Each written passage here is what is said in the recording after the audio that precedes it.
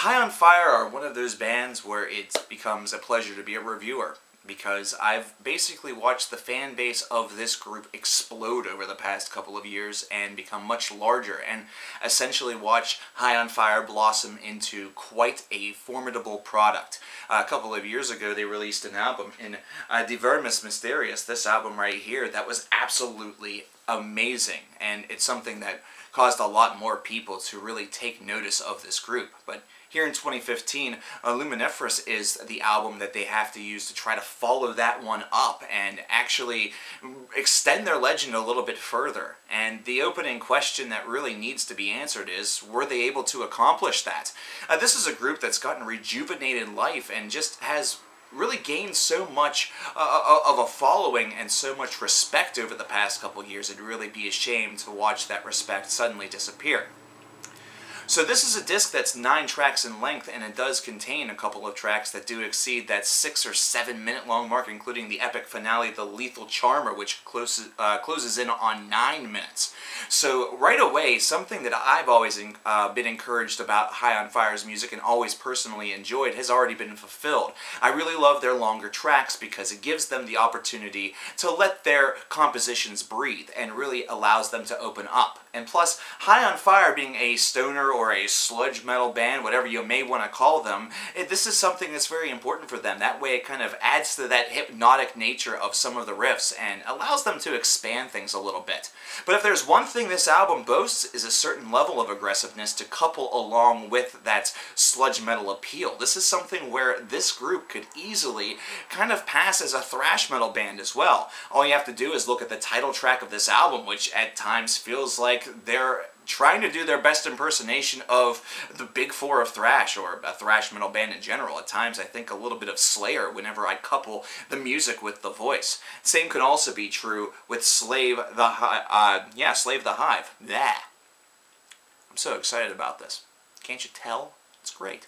But the great portion about that is it gives an album variety. It gives it a little bit more character. And we just spoke about I Wrestled a Bear once, which was a group that has kind of what's a decent idea that's being used by other groups and doing so very well, but there's just not enough variety there in order for it to stimulate somebody and help them really gather a large following, even though they somehow have.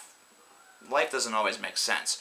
But High on Fire, using this little bit of differential between their music, really offers a lot to a listener. It really gives their albums character. So whenever you go from a track such as The Sunless Years, which does really propitiate some of the hypnotic nature of their music, to Slave the Hive, which has a little bit more aggression, it's something that can really take you aback, but at the same time, both sides of their sound are executed so well that it actually becomes an asset as opposed to a deficit or a detainer. This is a great disc in the way in which it flows because it has a natural feel to it. The aggressiveness is backed up with a little bit more aggressiveness, but whenever it kind of dials things back a little bit, it still maintains a little bit of that rugged nature. However, it's more of a tempo shift. It's more of the way in which the composition crawls as opposed to being at about 1,000 miles an hour.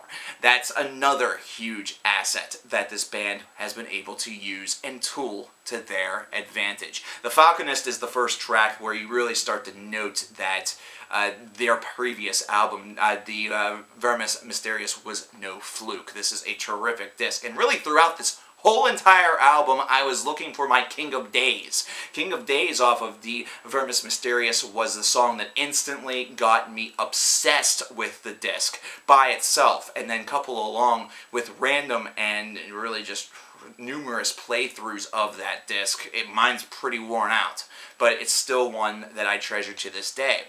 The Falconist was the first and the closest thing that I came to until we got to The Cave. The Cave has all that same density, that same layering, that same hypnotic nature to the track, and ends with a furious guitar solo that certainly is one that couples very nicely with King of Days off of the Vermis Mysterius.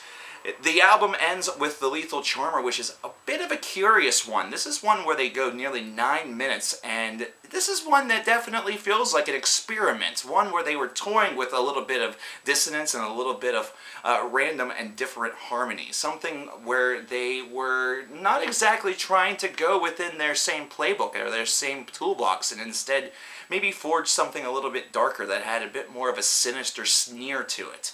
It's one that definitely, at first listen, does not seem like that much of an actual lethal charmer to use the album or the song's title to its disadvantage, but after a couple of different playthroughs you start to realize that this does have a rather sinister bite to it, and that little air of experimentation, that little air of kind of changing up the guard a little bit, really works once again to the album's advantage because it leaves it as very unpredictable.